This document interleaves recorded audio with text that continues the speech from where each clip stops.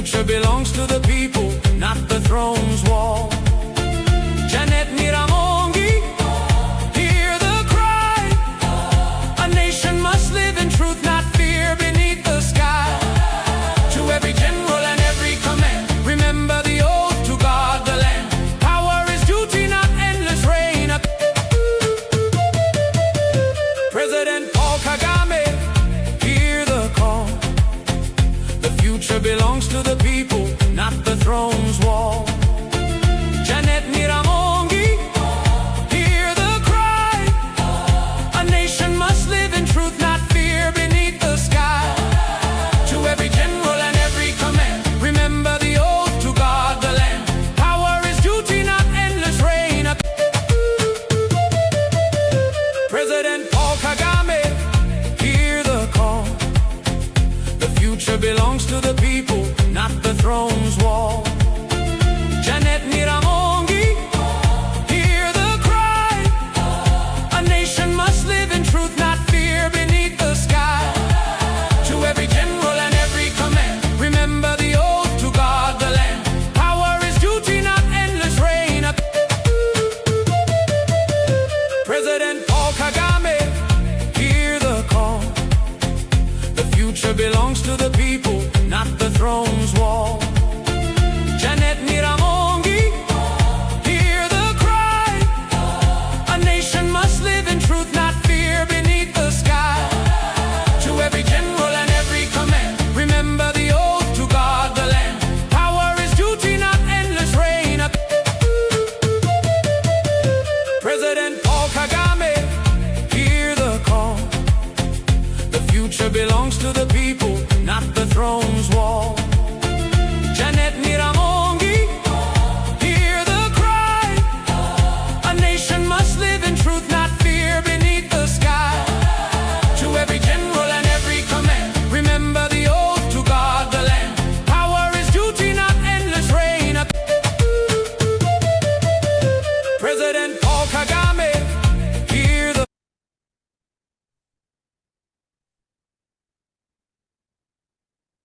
Dr. David Himbara, welcome to Rwanda Today, the voice of Rwanda National Congress. Thank you very much for joining us today. We really appreciate your time, and we're looking forward to hearing from you today. A great pleasure always to join you, young generations. The future is in your hands, so I'm all yours for today. Thank you. Thank you, Dr. David. You want to take this opportunity to invite you again to extend your greetings to Rwandans, our friends, our viewers who are watching us today. It's my pleasure once again to be with you, to share some good insights regarding the future of our country. Thank you. Dr. David, you recently published an investigative report on medium.com where you revealed a lot about what I call the known serious economic crime in the Rwandan history. Could you please take us step by step? Yes, I think the story actually begins with President Paul Kagame's vision of establishing Rwanda, and Kigali in particular, the hub for special tourism called Meetings, Incentives, Conference, and Exhibition, MICE. High-end tourism, and that's how he invested in Rwanda and the Kigali Convention Center. And he wanted to really beautify Kigali to also be the continent's cleanest city. That's how he hosted the the CHOGM, the Commonwealth Heads of State meeting in 2022. That is the context.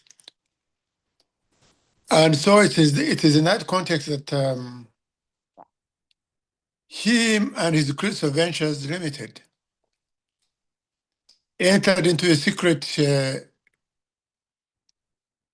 deal arrangement with the city of Kigali to modernize Kigali's infrastructure. So they came up with what is known as Kigali Infrastructure Project that was costed at $404.7 million to be built across Kigali. The roads were in this project were as follows. Crystal Ventures would raise the money and loan it and collect the interest on the loan to be paid by the city of Kigali over a period of 10 years.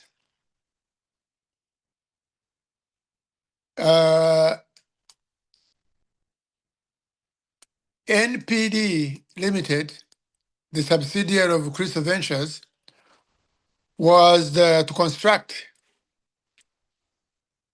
the roads amounting to 215 kilometers plus 5 kilometers.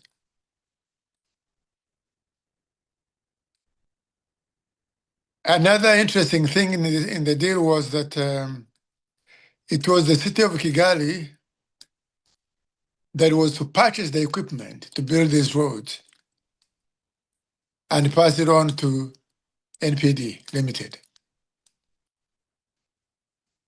And of course, that's how the Kigali infrastructure was born. And of course, it ended up as a complete failure. But of course, with Kigali, rather with the Crystal Ventures, nonetheless, collecting untold millions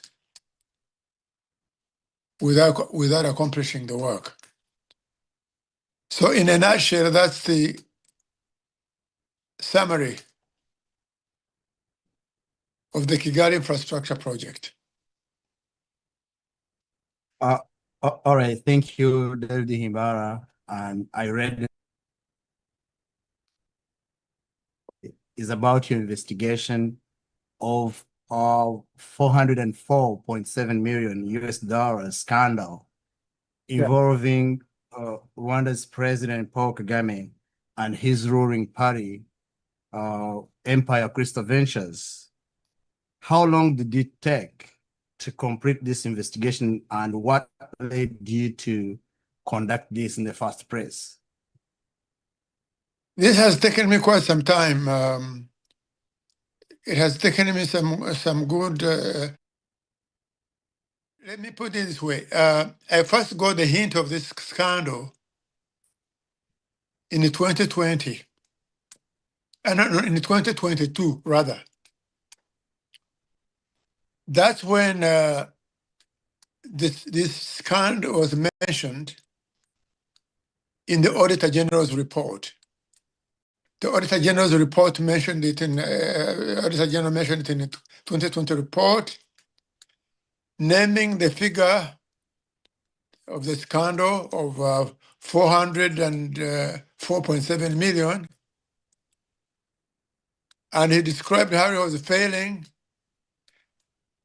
and he was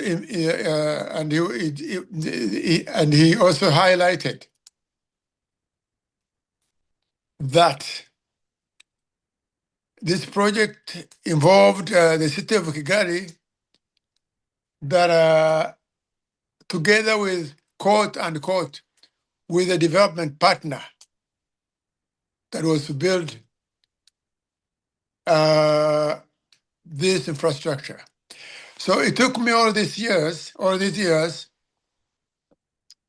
because of the deceptive language the Auditor General used to hide the contractor, to hide the identity of Crystal Ventures and NPD Limited.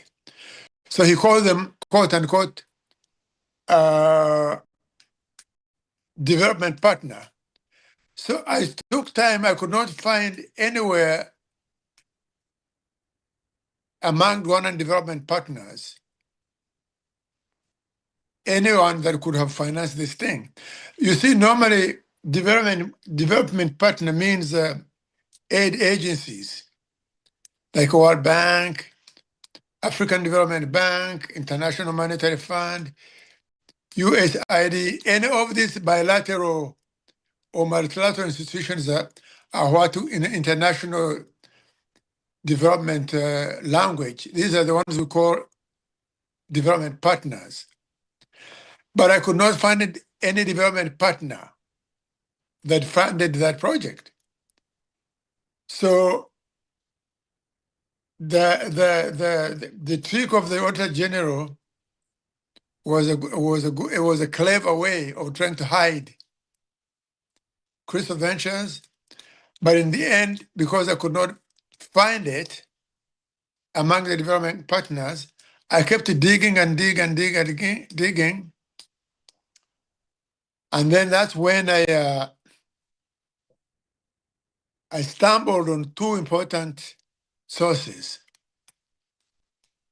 Number one, NDP itself had put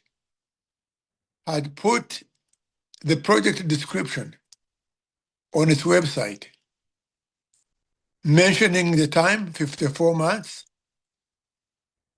mentioning the figure, $404 million, mentioning the length of the roads, mentioning the project engineer. So there it was. But still that bit of information on the website was not enough. I still needed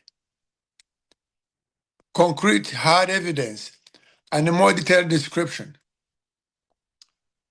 And then that's when I finally, in the year 2023 and the year 2024,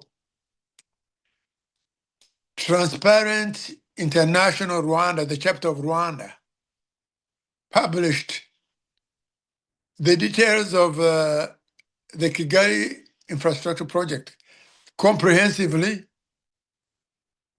tying it to Crystal Ventures, NPD, showing the details of how much money that Crystal Ventures was drawing from the project, even without providing invoices, mentioning figures like $54 million in one go that was paid to Crystal Ventures without any invoice. So really, the smoking gun came from that institution, the loan institution that published this information, which is Transparent International Rwanda.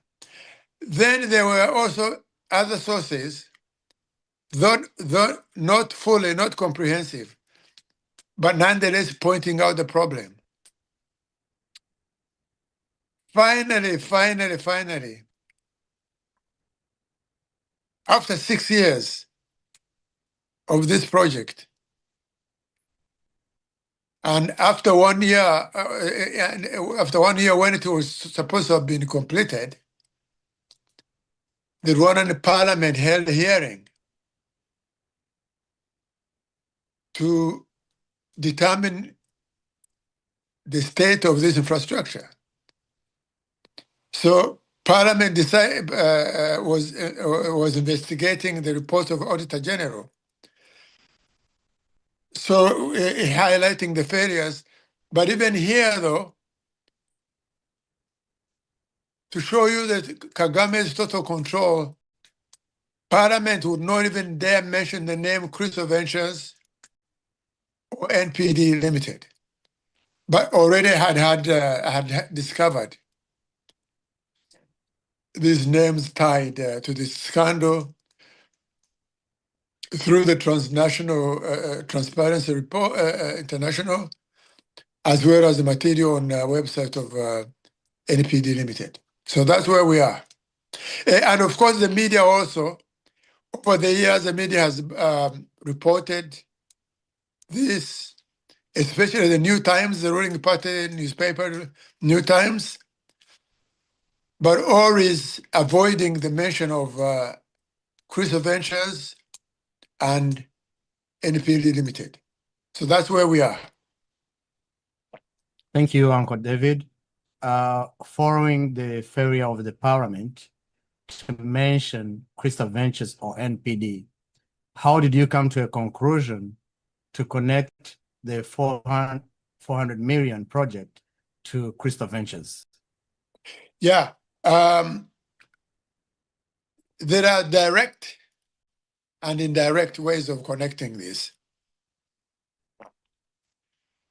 The two direct links, the two direct sources are the reports, the two reports of the Transparency International Rwanda chapter, the two reports of 2023 and 2024, where in a detailed analysis,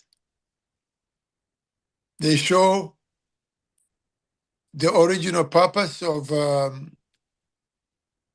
the project, the original role of the Crystal Ventures Limited to finance the project, where they establish the role of NPD Limited to construct. Then they also show the money that has been collected, but without the work being done, as little as only 30% of the project is what has been attempted, not even completed. So all that is there in the two reports of Transparency International Rwanda. So that's one. The second direct link sits on the website of NPD Limited, which shows the name of even the engineer in charge. It shows the amount, 404.7 million.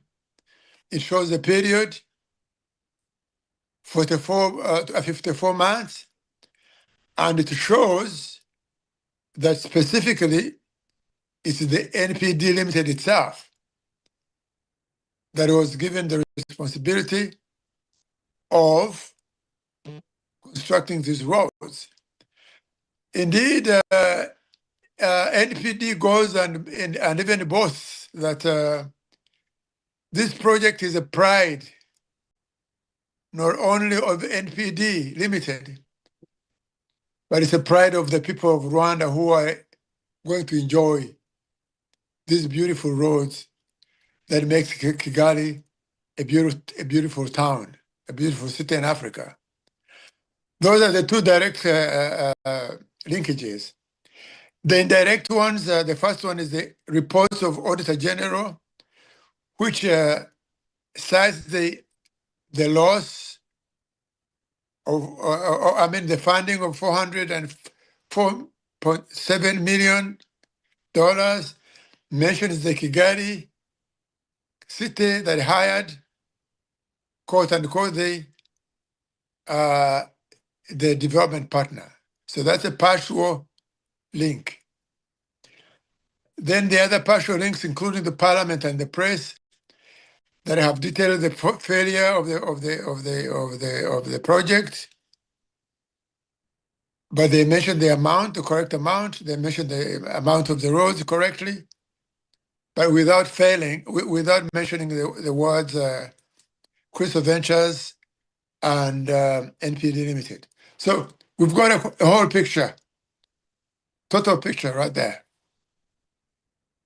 All right, thank you. This deal seems to have favored the Crystal Ventures. I just want to know, how could this have happened? Here, there is no way this could have happened without the head of state, President of the Republic of Rwanda, Commander-in-Chief of the Rwandan Armed Forces, Chairman of Rwandan Patriotic Front, and it's a $1.8 billion empire, Crystal Ventures. And of course, Kagame is the appointing authority of the entire government, from the executive side, Prime Minister and the cabinet, the appointing authority of Chief Justice, appointing authority of the President of the Senate, the Rwandan Constitution gives Kagame, basically puts Kagame above the law in two ways. Not only is he the appointing authority of the entire government, he also appoints executives and leaders of private enterprises and state enterprises in which the government has shares.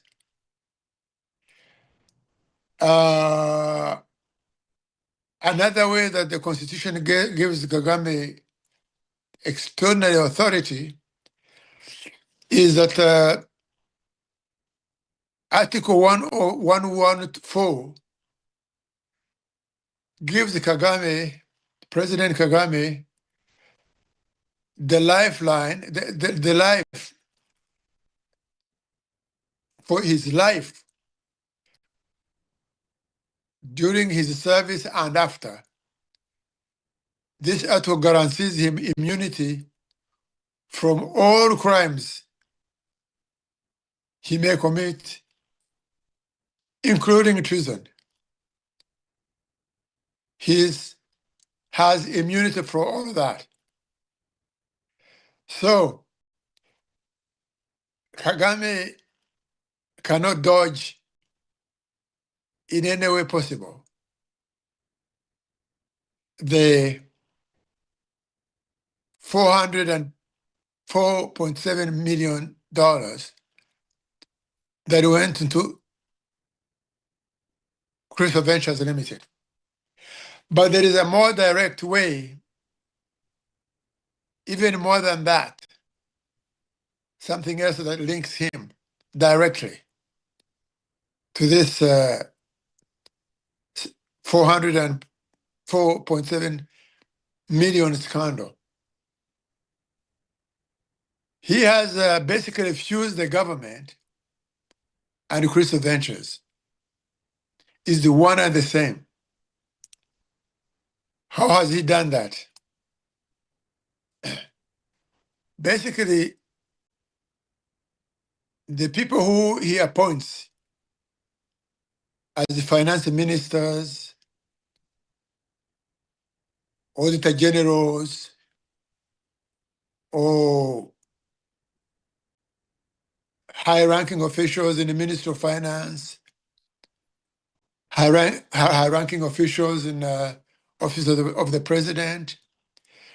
These are the individuals that he recycles and posts into Crystal Ventures to run the empire. And when they complete the terms there, he brings them back into government, back and forth, back and forth. So this is what I call a list of highly trusted loyalists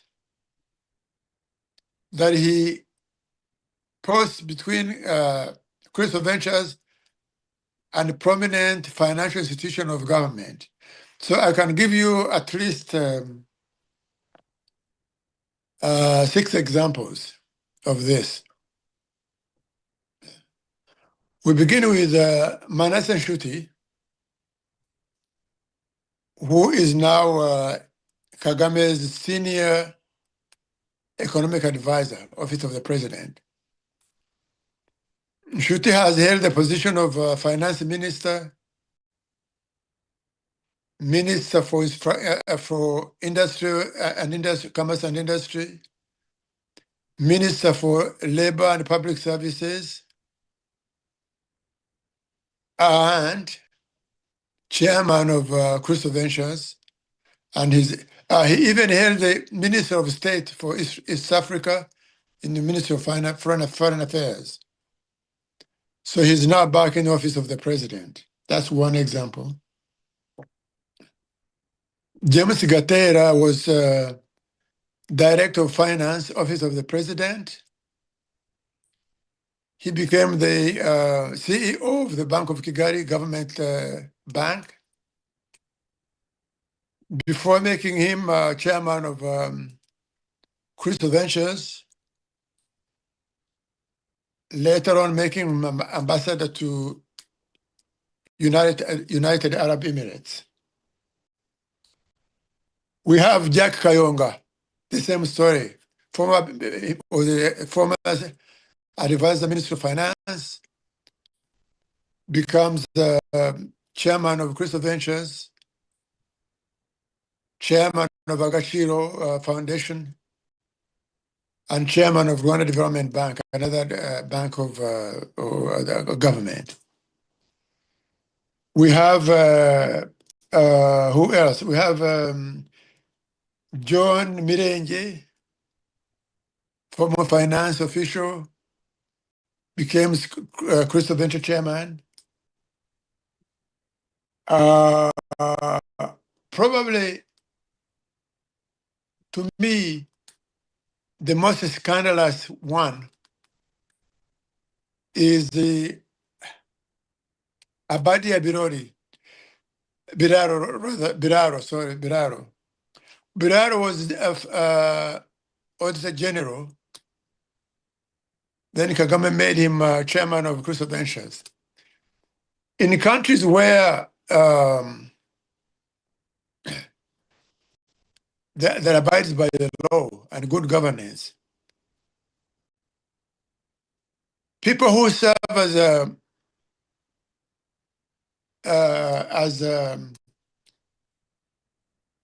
auditor generals are not allowed to serve in the private enterprises for at least 2 years. This is the regular practice across the board to ensure that they don't use their position as a trusted keeper of public funds. They don't use this knowledge to their advantage to benefit from private industry. But here we have a case of an auditor general that is immediately picked from the office of director general and is placed inside Crystal Ventures. Very interestingly, when the Kigali infrastructure project was launched, Biraro was still the auditor general for 2 years.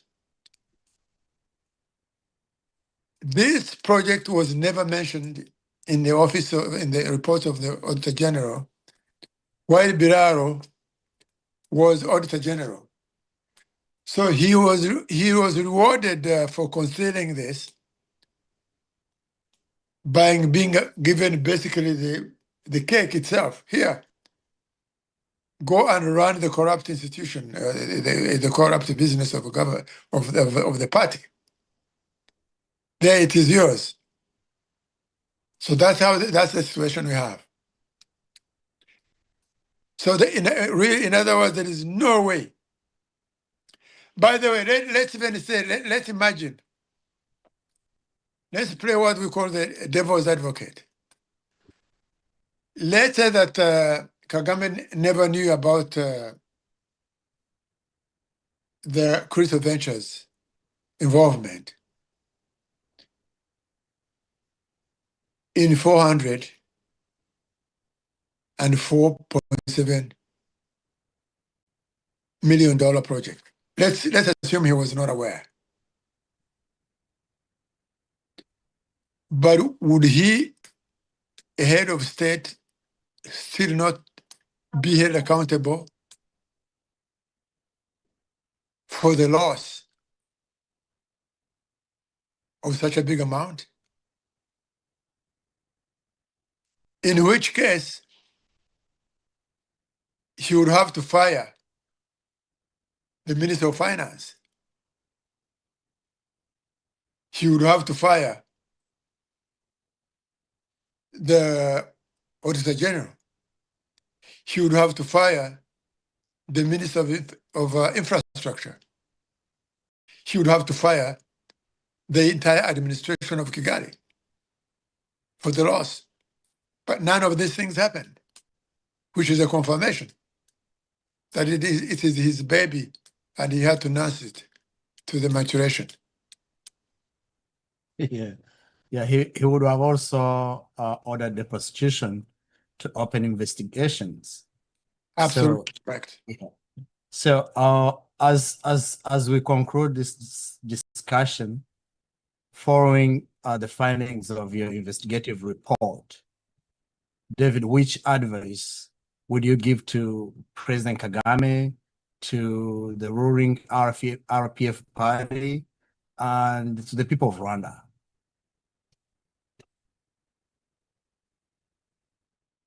I will save my breath on the advice that I would give to the government of Kagame. I'll save my breath. I have more to say about really what the people of Rwanda should do and deserve. This is a concrete, hard evidence that this government is corrupt. This is raw evidence. And corrupt in a spectacular way. Is corrupt in a huge way because you see, the amount of $404.7 million is enormous in Rwandan economic context. That amount of money, $404.7 million, equals 8% of this year's national budget of $5 million. The figure of $404.7 million is bigger than the amount, is 34% bigger than the amount that Kagame used to build the Kigali Convention Center, which cost $300 million.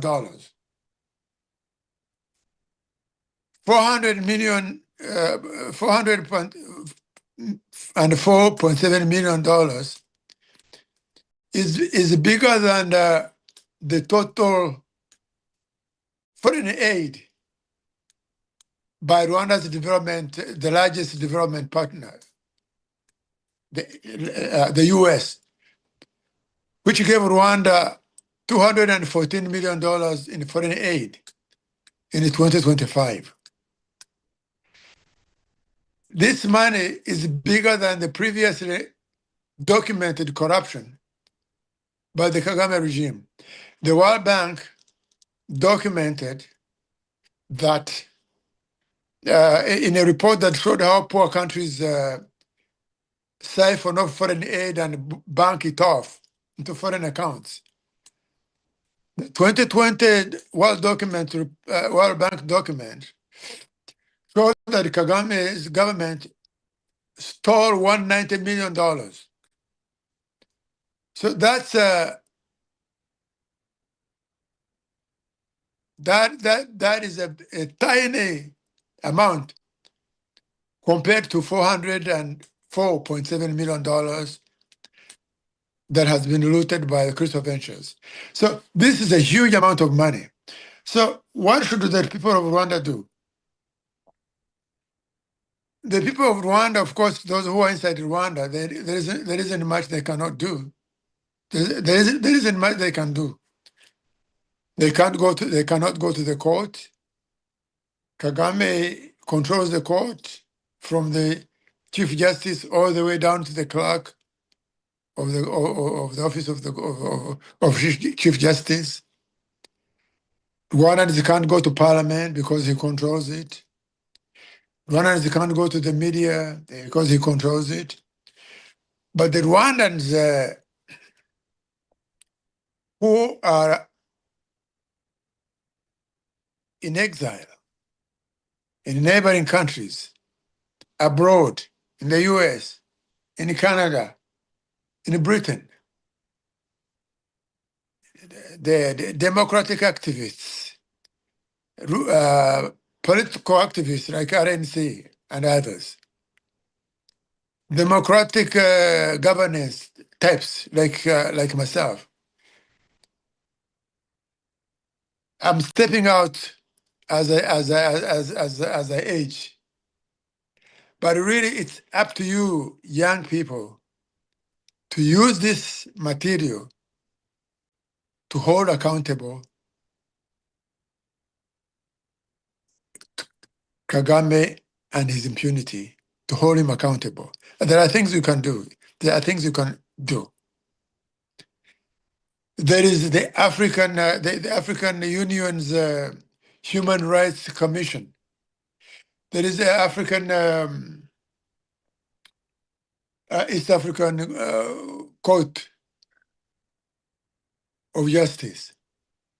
But there are other UN and international organizations. International Court of Criminal Court. You should be able to take this man to these courts and systems and hold him accountable. In the worst case scenario, even if he's not held accountable, because they can't hold him from Kigali to wherever. But this is a record. Rwanda, we've suffered also for our indifference to documenting things, to documenting history. It is time to become evidence-based people who document these crimes so that the future governments of Rwanda are held up to higher standards, they are held accountable, they are held on, to behave on evidence-based instead of arrogance, dictating every fate of Rwandan life. We say enough is enough, and thank you for the opportunity to share these moments with you today. God bless. I really have nothing more to add. Thank you. Thank you, David Himbara. You really did a phenomenal job, and thank you for honoring our invitation. God bless you. Thank you so much. Bye. Bye.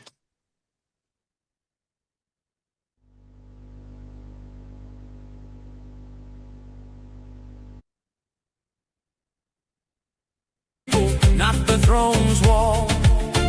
Janet Niramongi, hear the cry. A nation must live in truth, not fear, beneath the sky.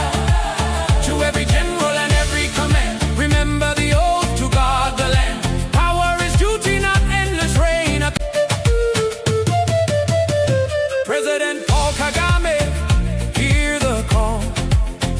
The future belongs to the people, not the throne's wall. Janet Niramongi, hear the cry. A nation must live in truth, not fear, beneath the sky. To every general and every command, remember the oath to guard the land. Power is duty, not endless reign. President Paul Kagame, hear the call. The future belongs to the people, not the throne's wall. Janet Niramongi, hear the cry. A nation must live in truth, not fear, beneath the sky. To every general and every command, remember the oath to guard the land. Power is duty, not endless reign. President Paul Kagame, hear the call. The future belongs to the people, not the throne's wall. Janet Niramongi, hear the cry. A nation must live in truth, not fear, beneath the sky. To every general and every command, remember the oath to guard the land. Power is duty, not endless reign. President Paul Kagame, hear the call. The future belongs to the people, not the throne's wall.